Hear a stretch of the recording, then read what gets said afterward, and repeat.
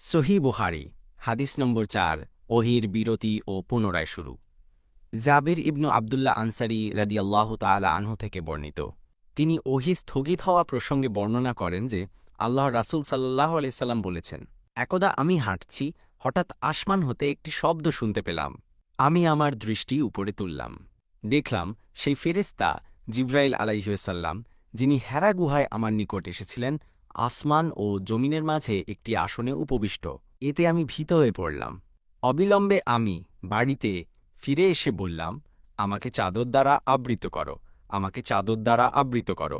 অতঃপর আল্লাহ তাআলা অবতীর্ণ করলেন, হে বস্ত্রাবৃত রাসূল, উঠুন, সতর্ক করুন, আর আপনার রবের শ্রেষ্ঠত্ব ঘোষণা করুন, এবং স্বীয় পরিধেয় বস্ত্র পবিত্র রাখুন, এবং অপবিত্রতা থেকে দূরে থাকুন।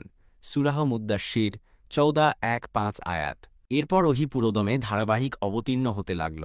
সংক্ষিপ্ত ব্যাখ্যা: এই হাদিসে রাসূলুল্লাহি সাল্লাল্লাহু আলাইহি ওয়াসাল্লামের উপর প্রথম ওহী সূরা আলাকের প্রথম ৫ আয়াত নাজিল হওয়ার পর যে সাময়িক বিরতি ফাতরাতুল ওহী হয়েছিল, তার পরের ঘটনা বর্ণনা করা হয়েছে। ওহী বন্ধ থাকায় রাসূলুল্লাহ সাল্লাল্লাহু আলাইহি ওয়াসাল্লাম চিন্তিত ছিলেন। এরপর একদিন যখন তিনি হাঁটছিলেন, তখন তিনি আসমান থেকে একটি শব্দ শুনলেন এবং জিবরাইল আলাইহিসসাল্লামকে আসমান ও জমিনের মাঝখানে একটি বিশাল আসনে উপবিষ্ট দেখতে পেলেন। এই দৃশ্য দেখে তিনি আবার ভীত হয়ে পড়লেন এবং ঘরে ফিরে এসে চাদর দ্বারা নিজেকে আবৃত করতে বললেন।